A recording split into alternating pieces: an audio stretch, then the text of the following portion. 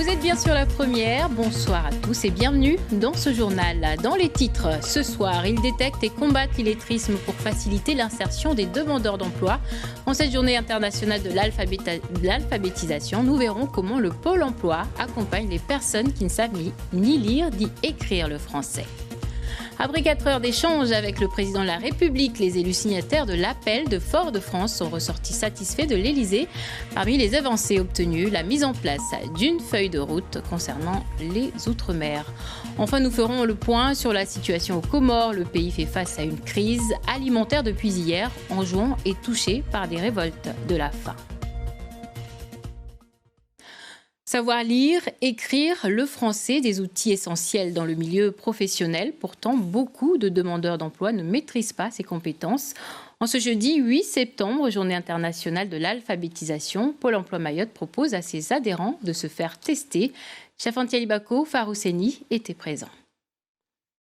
Tester son niveau de français, ces demandeurs d'emploi acceptent volontiers. Ce test permet de cibler leurs lacunes pour améliorer leur accompagnement. Nous l'avons orienté complètement sur les demandeurs d'emploi de longue durée et bien entendu, nous avons fait un vivier aujourd'hui de listes de personnes qui rentreront très prochainement en formation de remise à niveau et cet événement va continuer tout au long de la semaine. Le taux d'illettrisme à Mayotte atteint les 58% contre 7% dans l'Hexagone. Il est un frein à l'évolution professionnelle. En cette journée internationale de l'alphabétisation, Pôle emploi veut accueillir le plus de monde possible. C'est selon le flux de personnes qui arrivent ce matin. On les prend au fur et à mesure s'ils souhaitent passer le test. Ensuite, ce qu'on leur propose, c'est soit de faire une formation de remise à niveau de français, qui s'appelle la compétence CLEA, qui dure entre 1 et 6 mois. Tout dépend de leur niveau au moment de faire la formation. L'établissement veut vulgariser ces tests d'illettrisme, les rendre accessibles à tous les demandeurs d'emploi pour des formations plus adaptées. Et partout à Mayotte, d'autres actions sont prévues cette semaine pour sensibiliser sur l'illettrisme. Au total, 18 rendez-vous sont organisés jusqu'au 15 septembre. Alors, avant de parler de l'un de ces rendez-vous avec notre invité, voyez ce sujet d'Aurélien Février. C'est un véritable fléau. Dans notre département, 58% de la population se retrouve en situation d'illettrisme ou d'analphabétisme. Le pourcentage stagne depuis 2012. Pour l'INSEE, c'est surtout la faute à l'absence de scolarisation. Pour une bonne partie de la population vivant à Mayotte, 3 personnes sur 10 n'ont jamais été scolarisées, quand 2 sur 10 n'ont pas débuté leur scolarité dans le 101e département. Quid des établissements scolaires? Sont-ils en nombre suffisant dans le département pour scolariser l'ensemble des enfants en âge de lettres? Cette année, l'accent est mis sur le monde du travail qui, avec l'émergence du numérique, entraîne des difficultés de maintien ou d'accès à l'emploi.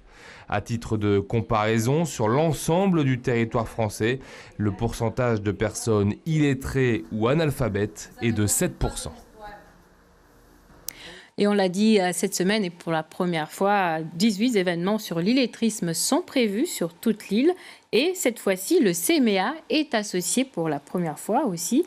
Vous avez un programme chargé. Demain, ce sera votre première. Qu'est-ce qui est prévu? Alors demain, dans nos locaux de Iloni, nous prévoyons de projeter à 13h, donc invitation est lancée à l'ensemble de nos téléspectateurs, sur un très très beau film justement qui a été coproduit et non des moindres par France Télévisions, qui s'intitule L'illettré. C'est l'histoire d'un salarié qui a caché son illettrisme à son employeur.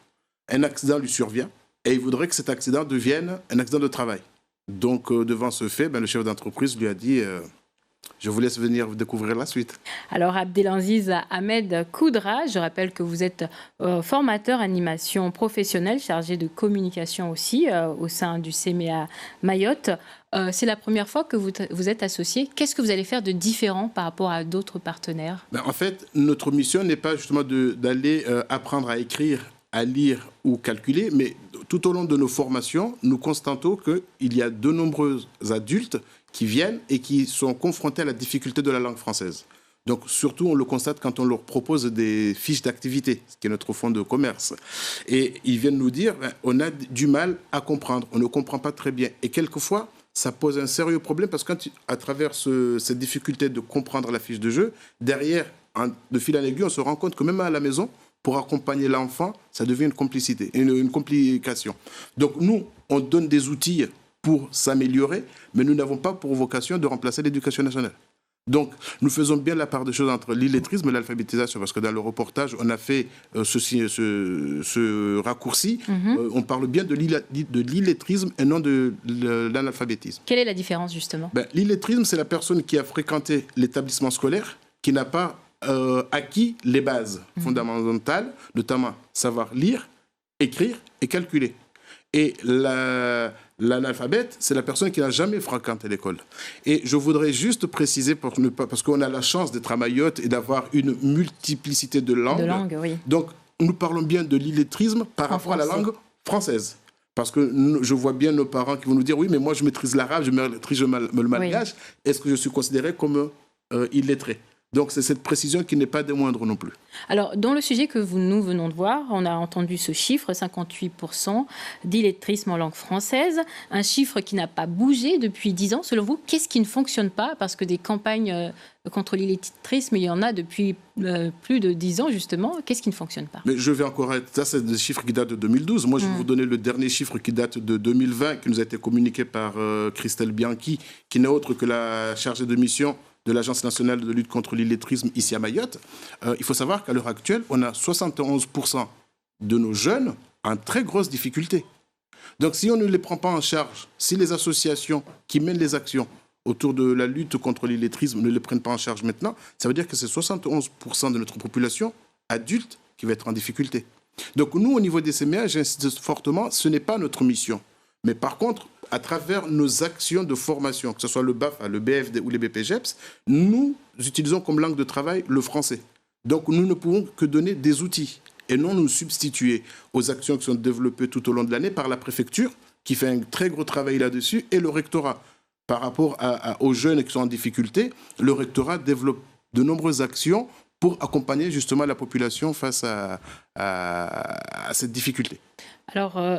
Ces difficultés sont là, on essaye désespérément de les enrayer. Qu'est-ce que vous pourrez proposer d'autre par rapport à votre expérience avec la jeunesse, notamment avec la population ? Mais contrairement à ce qui est dit, on dit que les jeunes ne lisent pas. Mais quand on refait un feedback de l'histoire, les jeunes lisent énormément à travers l'outil informatique, les téléphones, les smartphones. Mais simplement, entre lire et comprendre, il y a un gros creuset. Donc nous, ce que nous pensons, c'est qu'il faudrait déjà qu'au niveau de nos familles, de nos maisons, on ne se dise pas, moi, parent, je ne connais pas, je ne maîtrise pas la langue, donc ça ne m'intéresse pas à l'école. Donc il faut que nous, parents, nous remplissions notre mission de parents, et non pas de rôle, mais notre mission de parents, pour nous intéresser à la vie de notre enfant. Comme nous avons l'habitude de le dire au CMEA, nous sommes deux à avoir mis cet enfant au monde. Merci à vous, Abdelaziz Ahmed Koudra. Je rappelle que vous êtes formateur au sein du CMEA. Merci à vous. Pour la première fois, Mayotte aura son projet régional de santé. Ce plan va permettre d'organiser et coordonner les acteurs de santé pour garantir aux habitants l'accès des soins et des services de qualité. Mais quelles sont les priorités et surtout les grandes lignes ? La direction de l'ARS propose de les définir ensemble avec la population. On écoute à ce sujet Olivier Brahik, directeur régional de l'Agence régionale de santé Mayotte. Il est au micro de Chafanti, Alibako et Faroussi. L'idée, c'est d'identifier, de co-construire ensemble notre projet de santé sur les 5 ans à venir pour améliorer la santé des Mahorais et des Mahoraises. Avant de fixer les priorités, l'objectif, c'est de faire de la concertation avec les citoyens et avec les élus. Et donc, dès samedi, on va engager des réunions publiques pour pouvoir, faire un état des lieux sur un certain nombre de thématiques, que ce soit les maladies chroniques, l'accès aux soins, la santé de la mère et à l'enfant, pour faire ce diagnostic et réfléchir ensemble sur quelles sont les actions que l'on doit améliorer que l'on doit mettre en œuvre pour améliorer la santé des Mahoraises. On a un sujet notamment sur la question des maladies chroniques et on a beaucoup trop de personnes qui sont atteintes de diabète et d'hypertension sur l'île. Et c'est la raison pour laquelle j'ai souhaité mettre en place dès la semaine prochaine une opération massive de dépistage sur Mayotte. Parlons tourisme maintenant avec ce rêve des restaurants construits sur l'eau ou pourquoi pas des activités encore inexistantes sur le territoire.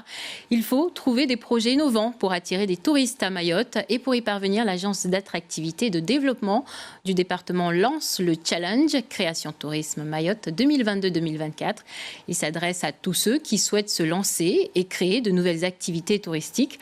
On écoute à ce propos Zaonaki Saindou, présidente de l'AADTM, suivie de Bibi Chanfi, 5e vice-présidente du conseil départemental chargé de l'économie. Ils sont au micro de Génial Atoumani et Géraldine Lui. Ce challenge s'adresse à tout porteur de projet, local ou national, puisque on a lancé depuis ce matin un appel à projet à destination de tout le monde qui vont se positionner, et ceux qui seront retenus vont bénéficier d'un accompagnement technique et financier de différents partenaires, que ce soit la DTM, le département ou les services de l'État, notamment la préfecture, l'ADEME, le FEADER et tout ça, pour les accompagner à s'installer. Nous sommes financeurs, non seulement dans de l'agence d'attractivité, parce qu'on a, dans le cadre de la convention qui nous lie avec l'agence d'attractivité touristique, donc nous avons justement dans cette convention qui nous permet de les accompagner dans un premier temps. Également derrière, nous serons également financeurs sur les projets touristiques qui vont en sortir de ce challenge. 4 heures d'échange et la satisfaction des élus signataires de l'appel de Fort-de-France. Voilà le bilan à la sortie de cette rencontre hier avec le président de la République, Emmanuel Macron. Les élus ultramarins ont obtenu la mise en place d'une feuille de route suite à l'appel solennel lancé en mai dernier.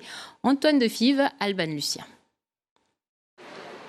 La satisfaction sur le visage des élus d'outre-mer. Après plus de 4 heures de réunion avec Emmanuel Macron, Gérald Darmanin et Jean-François Carenco, ils obtiennent enfin une feuille de route 4 mois après l'appel de Fort-de-France. Il y a eu des annonces, il l'a dit, qu'on n'est pas allé assez loin, qu'on n'a pas été assez virulent, assez agressif face à la vie chère, face à l'oligopole et au monopole qui emmène cette fameuse vie chère chez nous et qui nous enlève du pouvoir de vivre. Il y a des thématiques très importantes qui ont été apportées, qui sont importantes pour nous réunionnais, telles que la vie chère. Donc maintenant, il faut accompagner ces dires avec des actes. Objectif, faire vivre l'appel de Fort-de-France et refondre un système jugé dépassé. Au cœur des attentes des territoires, davantage d'autonomie et une évolution institutionnelle. Il y a une fenêtre qui va être ouverte lorsqu'il y aura la révision constitutionnelle, notamment en ce qui concerne la Nouvelle-Calédonie. Et donc c'est l'occasion aussi, pas seulement pour nous, mais je pense que c'est une chose simple, l'expérimentation, les expérimentations. On peut faire des expérimentations sans porter atteinte à la République ou à quoi que ce soit. L'amendement 5 qui n'existe pas dans les autres territoires d'outre-mer, est-ce que pour autant il y a eu de grandes révolutions ? Si le gouvernement prônait au départ une continuité du travail établi lors des assises des Outre-mer, les élus, eux, ont plutôt exigé un changement radical et une politique adaptée aux spécificités territoriales. Cette évolution passera d'abord par l'élaboration d'un agenda, 2 rencontres par an avec le ministre de l'Intérieur, une avec le président de la République et une prochaine réunion interministérielle dans moins de 6 mois. Et à ce sujet, je vous propose d'écouter directement Valérie Filin qui nous fait le point sur ce qui s'est dit.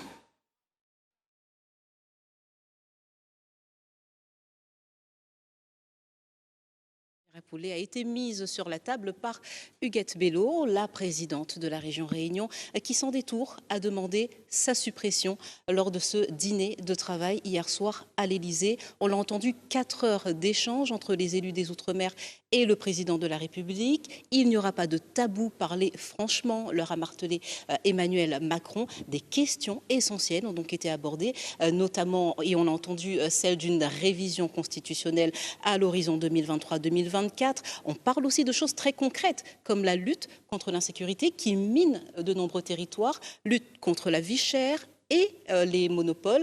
Aussi, la question d'un nouveau modèle économique basé sur l'écologie. Tous ces thèmes ont été abordés. Ils sont 7 signataires de l'appel de Fort-de-France. 7 présidents des exécutifs des Outre-mer qui hier soir ont voulu afficher une image d'unité. Unité hier soir à l'Elysée. En revanche, ce soir sur notre plateau, eh bien, ne seront finalement que 3. Seront présents Gabriel Serville de Guyane, Louis Mussington de Saint-Martin et Guy Lospar de Guadeloupe. En revanche, Serge Letchimy de Martinique, Ben Issa Ousseni de Mayotte et Huguette Bello, la présidente de la région Réunion, ont décliné à la toute dernière minute. C'est dommage car ils ne répondront pas à cette question essentielle. Plus de compétences, oui. Une évolution statutaire, oui. Mais pour faire quoi au final ? Et vous retrouverez aussi ce programme ce soir après votre journal en mahorais sur Mayotte la première. On écoute d'ailleurs Ben Issa Ousseni qui était de la soirée. Sa préoccupation pour lui, c'est adapter les lois françaises au territoire ultramarin. On l'écoute. Nous, on n'est pas du tout sur le sujet effectivement institutionnel, statutaire.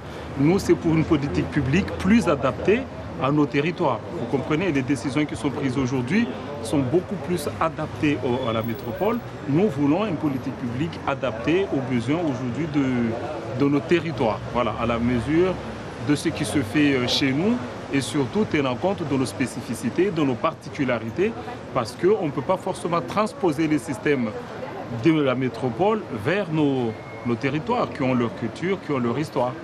Voilà les attentes, surtout nous, à Mayotte, par rapport à l'appel de France.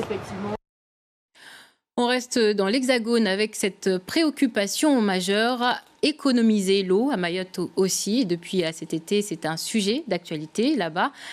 Certaines localités n'ont pas attendu la sécheresse et les coupures d'eau. Des communes aident leurs habitants à s'équiper en récupérateurs d'eau. C'est simple et ça fonctionne. Exemple dans une commune du nord de la France, Raphaël Asensio et Lily de Pavant. Elle est indispensable pour les utilisateurs de ce jardin partagé, l'eau. Ces derniers mois, ils ont dû réduire leur consommation à cause de la sécheresse. Pour cela, une solution, récupérer l'eau de pluie. Ça coule sur le toit, dans la gouttière, et ça rentre dans les cuves, des cuves de 1000 litres de récupération d'eau. C'est la pluie qui est tombée hier, avec l'orage qu'on a eu. Avant même ces récentes vagues de chaleur, ils ont installé les premières cuves il y a 10 ans.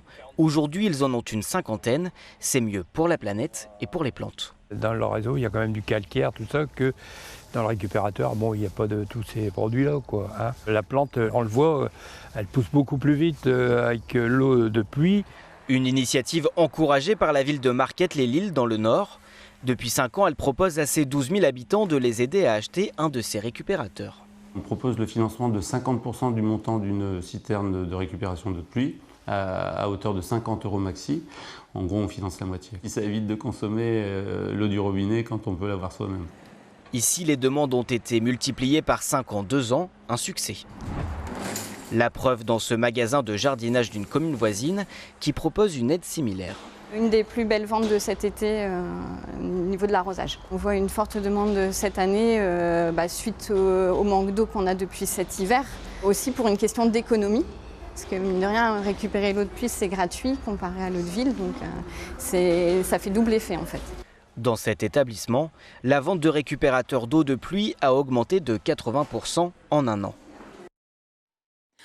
Un mot en bref sur l'inquiétude qui règne actuellement chez les Britanniques. La reine Elisabeth II est placée sous surveillance médicale et ses médecins se disent préoccupés par son état de santé. Actuellement, ses 4 enfants ainsi que les princes William et Harry sont à son chevet et le monde entier suit les annonces de Buckingham heure par heure. La reine d'Angleterre a 96 ans et elle règne depuis près de 70 ans sur le pays. Retour maintenant sur les événements d'hier à Mironti, dans l'île d'Anjouan aux Comores, cette localité qui a été le théâtre d'affrontements entre habitants et les forces de l'ordre suite à une distribution de riz décidée à la dernière minute.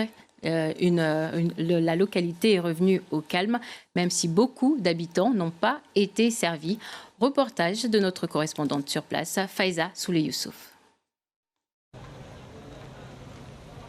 Après les échauffourées de ce mercredi, le calme est revenu à Mironti. Hier, une distribution de riz a eu lieu. Certains en ont eu. Nous sommes descendus dans la rue parce que nous avions faim. Quand on a appris qu'il y avait à avoir une distribution de riz, on a demandé aux jeunes de se calmer.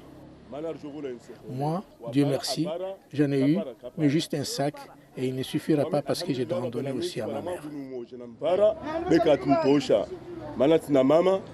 Si lui se plaint de ne pas en avoir eu assez, nombreux sont ceux qui n'en ont pas eu du tout pour des raisons différentes.